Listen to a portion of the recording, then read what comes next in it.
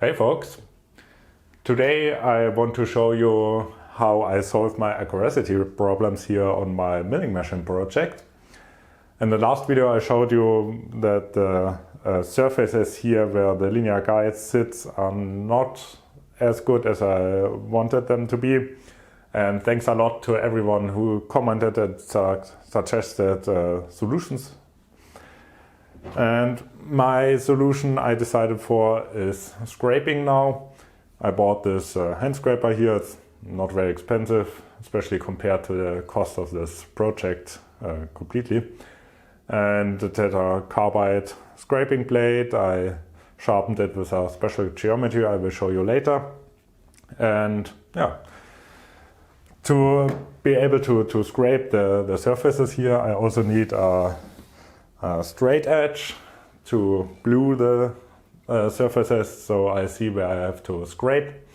Thanks a lot to Stefan who brought me this straight edge here. And yeah, that's long enough for both surfaces. Here not for the complete surface, but the part where the linear guide sits, so that should be good enough. My other tools are precision level and this 500mm straight edge here. I think that should be enough to get the surfaces here flat and also to the right dimensions together. The perpendicularly between the column and the base I won't take care of with the scraping.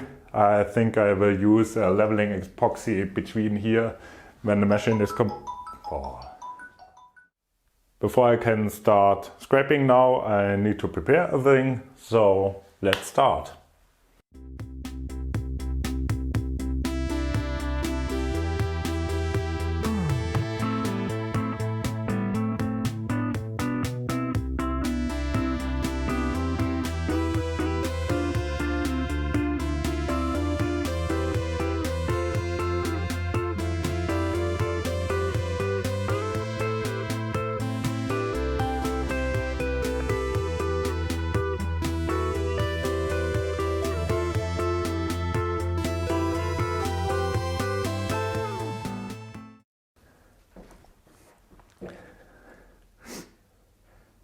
I've laid the column flat onto the base now, so I have a comfortable working position here. Before I can start scraping, I need to do one more thing, and that's making a relief cut between this edge here and this surface, because I cannot scrape right up to this edge, so a little relief cut will help there. I already tried that out here, it worked quite well. I just made a little guide for my Proxon Dremel-like tool here. This has two surfaces here, which will slide along this edge. And then I just need to drag this along here to get a consistent relief cut here and not damaging this edge here, because I want to keep that.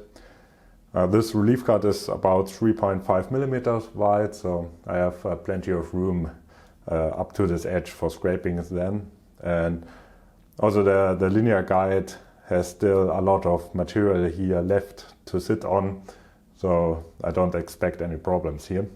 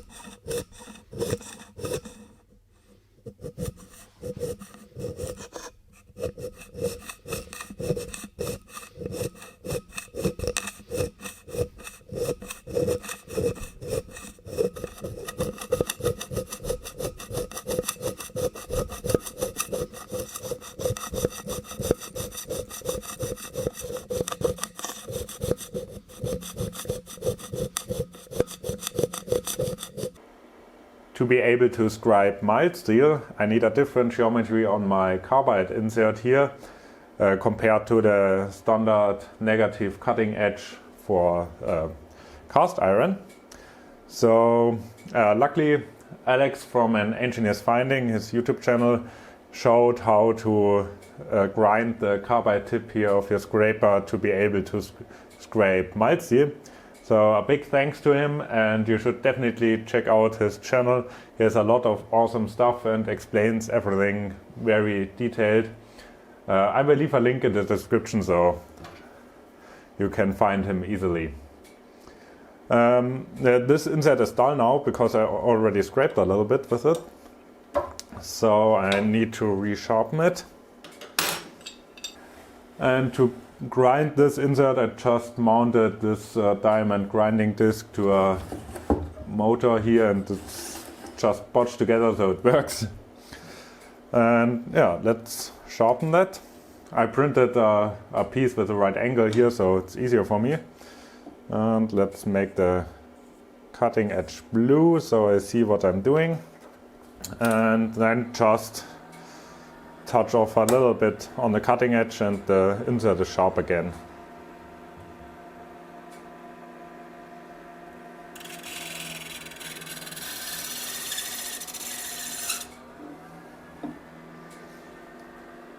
All the blue is gone, so I have a new cutting edge here.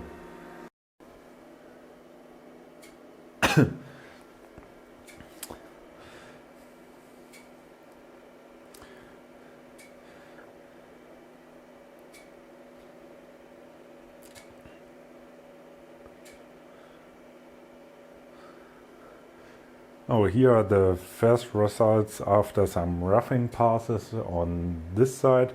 This one was the bad side, which was twisted like that. And this one was the good or better side.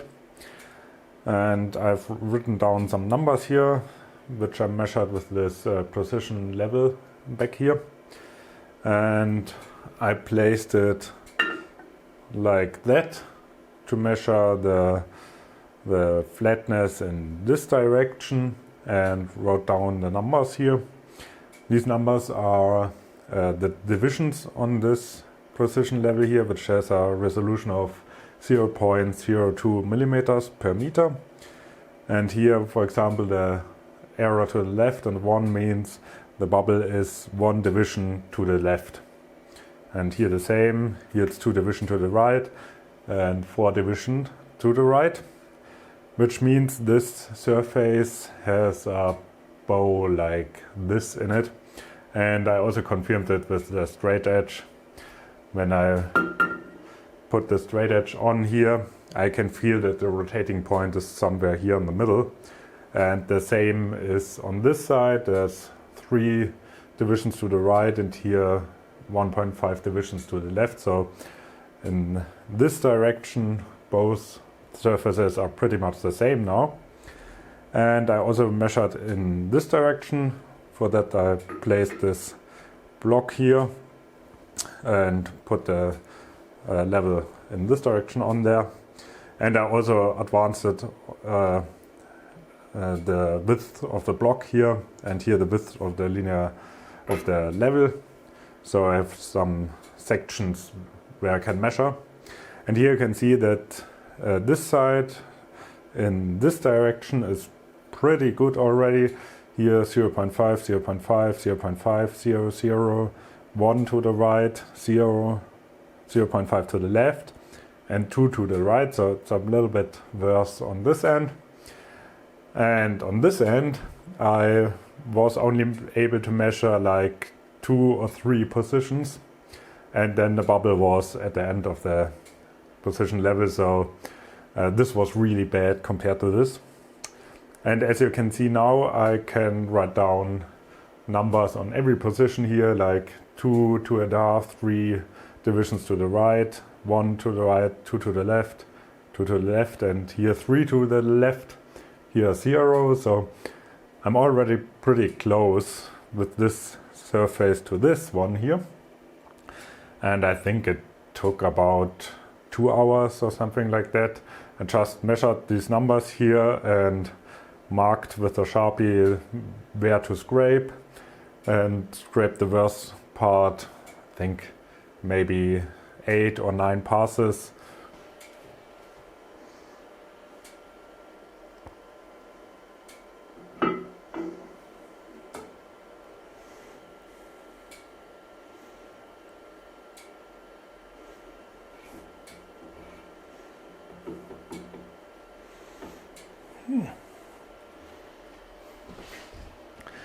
So here is now some blue color visible.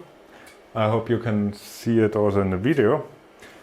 And I think it was also visible that the straight edge was rotating around this area here, that the center of rotation, when I put it on and put it back. And yeah, I think the next step will be to scrape something like this area here, just one pass, to get it down a little bit. The same on the other side, because this one shows the same picture.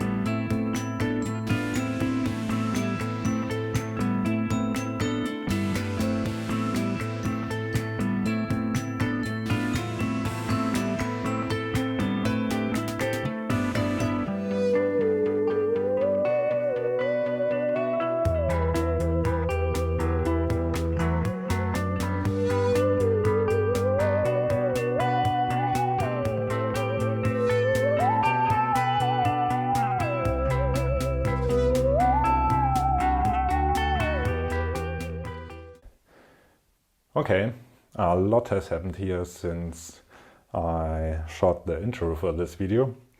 And yeah, the column is pretty much done now. I think, yeah, it's done now. And I got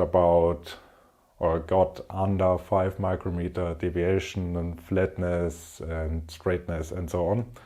I will show you later how I measured that.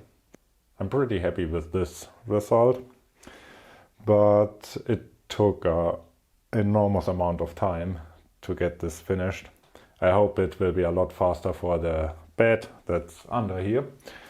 And I made some arrows and I had some fails while I did that. And yeah, I also gained a lot of experience, so now I know how much I can remove with one scraping pass and one light pass, one heavy pass. And that helps a lot. If I measure things and know this area is 10 micrometer high, I know I have to do about 3 heavy passes or something like that to get this relatively close to the final dimensions, and then some finishing passes, and then I'm pretty much done. And before that I often did way too light passes when I had to remove material, and yeah, that took a lot of time then. But yeah, let's go through through the process or what happened here. I told you in the intro that Stefan got this winter, was so nice and borrowed me this straight edge here. I'm still pretty happy that he did that, but it turned out that this straight edge here is not super straight. It's okay straight, but not that straight that I can hold my tolerance goals I wanted to have here. And Stefan also told me that he wasn't sure how good this straight edge still is. So yeah, I started printing with this and scraping and realized that I cannot reach the goal I want to reach.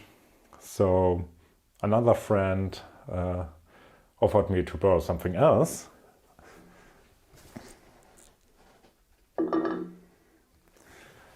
And that is this granite square. Of course, I don't need a square to scrape the flat surfaces here, but I will also use that for aligning the square parts here on the machine. The surfaces on this granite square are flat to 6 micrometers, at least that's written on here. And yeah, I started printing with this one here, and it worked really well. I got a nice print, and after scraping and measuring, I realized that I get a really good result with this. But obviously, it's too short for this surface here. So I thought I will scrape one part and then scrape the other part and align it to the first part. And in theory, this would work, but it's not that easy to get it aligned correctly. And on the first try, I scraped one side that was pretty much finished. Everything looked nice. And I thought the second side would be higher on every position, but it turned out not to be higher on all positions. So I had to redo this side and then redo this side, and then aligning the second side to the first side with this limitation. So I got something else.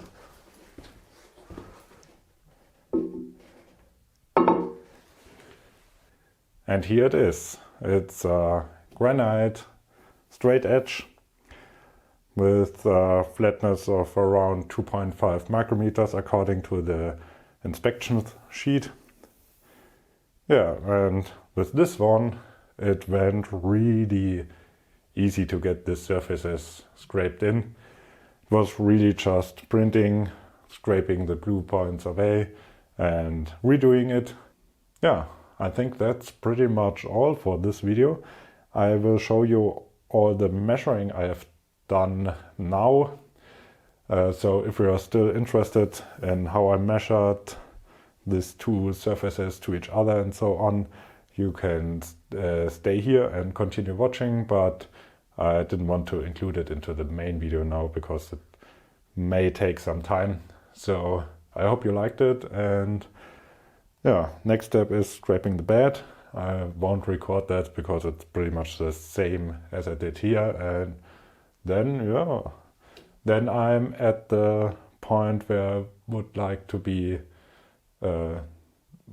about 6 months ago, where I brought these pieces down in the basement here. So I'm not entirely sure what I will do next, so maybe I still have to do some cut work, and when that is finished, I already ordered some material. I will machine that, and I think I can start assembling this thing then. Let's have a look at the way I measured here everything. One of the main tools was this precision level here, which has a resolution of 0.02 millimeters per meter per division. And yeah, I have to take care that, of course, the first surface needs to be flat, and the second surface needs to be parallel to the first surface, and ideally also at the same height, but that's not so important for me because I can just shim the height difference, and there is also a difference, so I need to shim it a little bit. And yeah, the first surface I just scraped with the granite straight edge and fine-tuned it a little bit for tilting with the precision level here, because on the long side everything is fine. I have like 3 to 4 micrometer deviation measured to the granite straight edge, but tilting, even that the straight edge is very precision, but because the surface is very narrow where the guide is sitting on, like a little bit over 30 millimeters, it can tilt quite a lot if just 1 micrometer low on one side compared to the other side. And therefore the precision level here is a very good tool to measure that with the resolution it has. And this block is about 75 millimeter wide. This equals to 1.5 micrometer height difference or tilting per division from the precision level. So I have a really sensitive instrument here to measure the tilt in this direction. This direction is of course already done with the scraping with the straight edge just. And I got it with a little bit of fine tuning to under half a division on the precision level here, so that's equal to under 1 micrometer height change over the whole length. So that's pretty good, pretty okay. Yeah, that was pretty much the first surface. It's done now, and now the second surface has to be parallel in each direction to the first one. There are basically two directions where this could be wrong to this side. That's one this angle, and then also this one.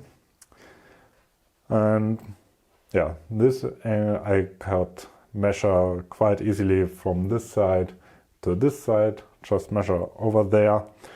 And this of course should show 0 all over the whole length. And I also measured from this side to the granite straight edge to confirm that I don't have error that adds up when I measure from this to there and from this to there. And yeah, that could get worse the more steps you have in your measurement. So that was quite easy to get it to the same height all over there. I also checked that with the precision level, I will show you later. And then of course the tilt and also where it has to be in the tilt was quite easy to measure with this precision level. Just put it there, have a look where the bubble is, put it over there and scrape so long that the bubble is in the same position here.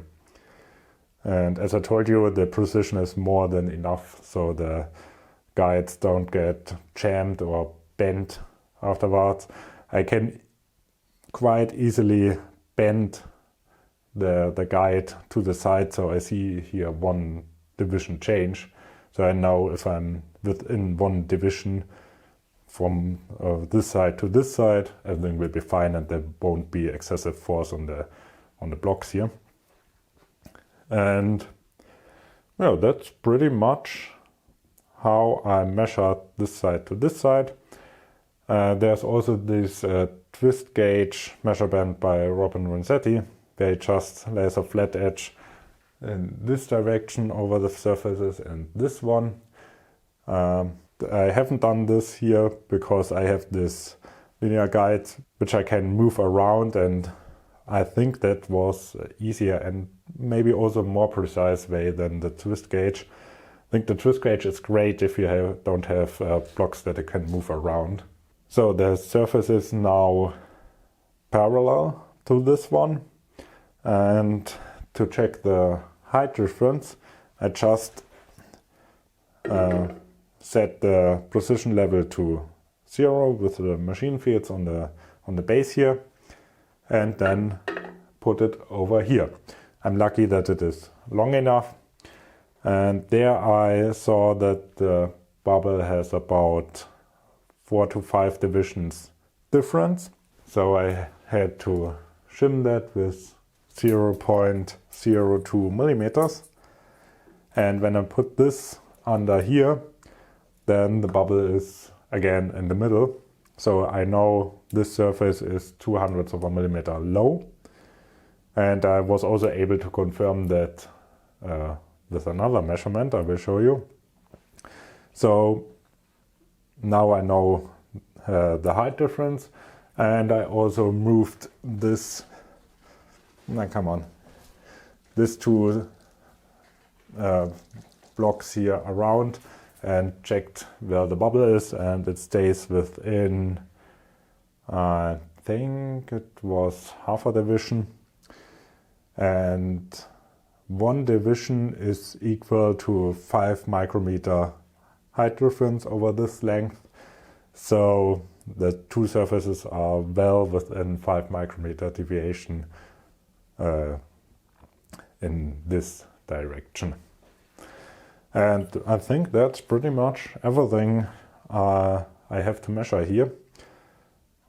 Let's run an indicator along the granite straight edge to show you that result. And yeah.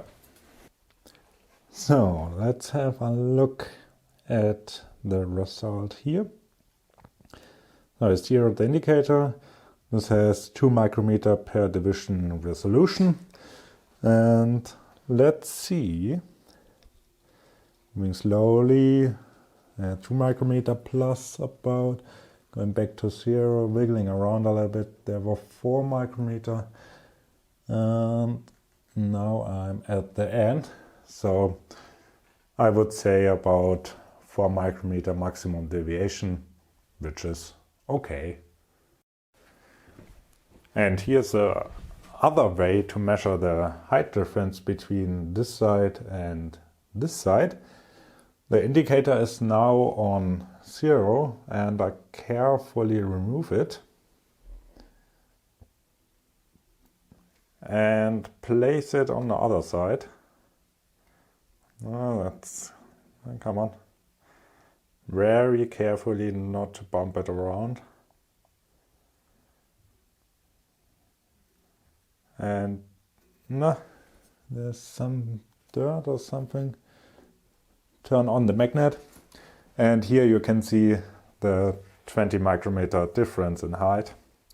So I'm pretty confident if 2 different measurement methods show the same result, that that's the correct result. So let's have a look at this side, 0 it again, and give it a little push. 2 micrometer plus, 0 again, -2,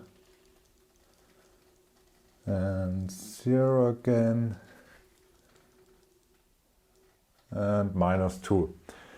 So there also have about 4 micrometer deviation, which is okay. I also measured the straightness in 90-degree tilted direction. That's also the same result, but it's difficult to film that, so I will leave it out now. And yeah, I think that's all now. Have a nice day, and I hope I will see you next video.